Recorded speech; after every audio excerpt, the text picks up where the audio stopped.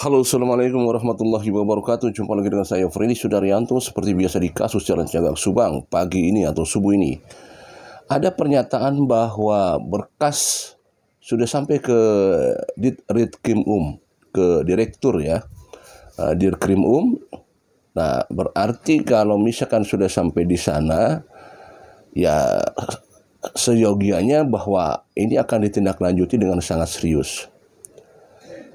Kenapa? Karena memang sudah jelas bahwa di yayasan atau sekolah ini indikasi ke arah pelanggaran itu sudah jelas. Dari mulai data fiktif. Ya, kemudian sekarang dilanjutkan dengan adanya tanda tangan yang dipalsukan. Ya, tanda tangan yang dipalsukan, dan itu bukan hanya satu orang. Lebih dari satu orang.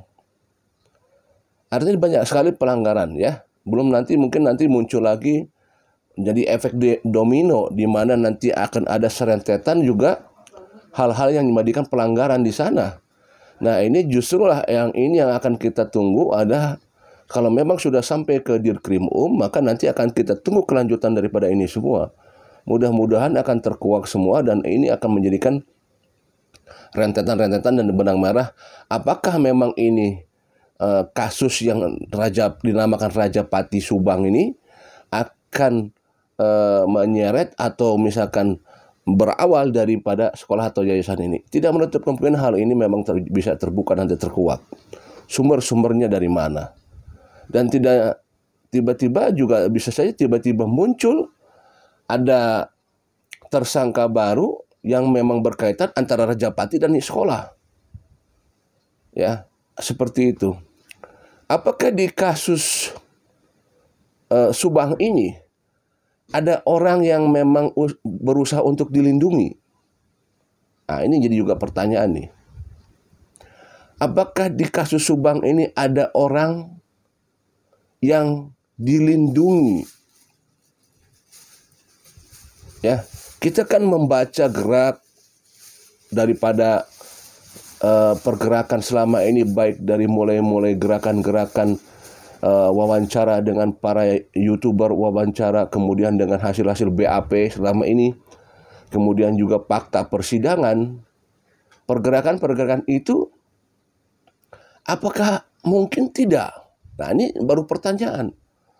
Ada orang yang dilindungi. Sekuat itukah orang ini dilindungi? Mungkinkah ada orang memang yang ini suatu pertanyaan, sekali lagi, ini suatu pertanyaan dan kita tidak akan menyebutkan nama istilahnya. Mungkinkah ada orang yang dilindungi? Tetapi pepatah mengatakan bahwa sepandai-pandai tupai melompat, maka dia akan terjerumus juga.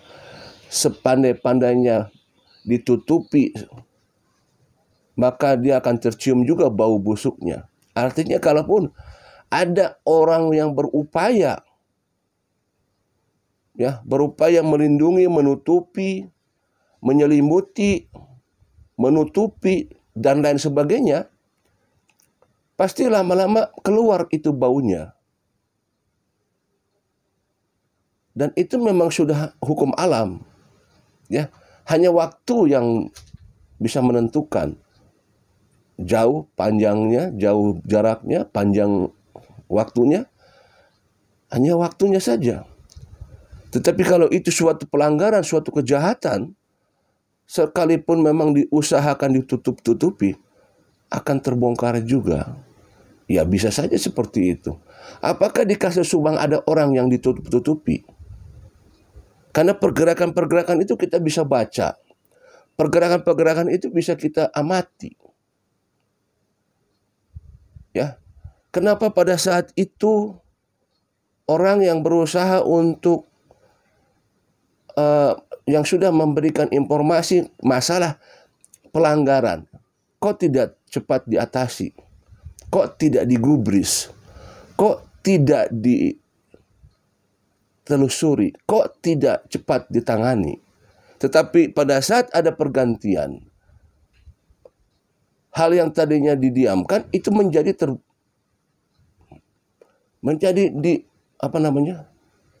terekspos.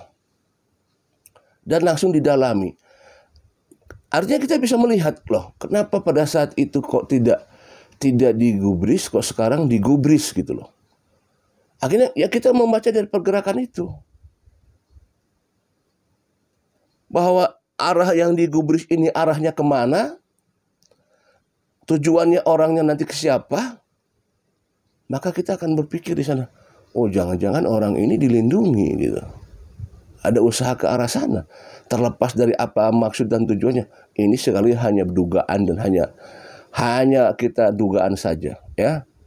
Kita tidak usah menyebutkan nama, tetapi sekali lagi bahwa sepertinya memang ada gerakan-gerakan memang yang berusaha untuk menutupi orang itu,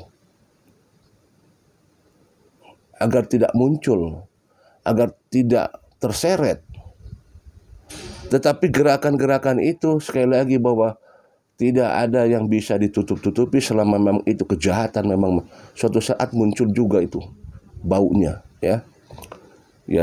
Ya bisa saja ada muncul orang baru yang coba langsung membongkar semuanya. Tidak menutup semua itu, kemungkinan akan terbuka. Makanya tidak ada yang tidak mungkin, ya, tidak ada yang tidak mungkin. Kita support terus kepada orang-orang yang memang mau membongkar kasus ini. Kita support terus, ya, jangan sampai terpatahkan. Jangan sampai ada orang yang mulai mematahkan. Support terus orang-orang yang memang mau membongkar, yang mau berusaha serius, datang ke Polda Jabar, laporkan dan lain sebagainya. Kita support terus orang-orang semacam ini, biar terbongkar semuanya, biar nanti keluar benang merahnya. Apakah memang ada orang yang akan dilindungi selama ini?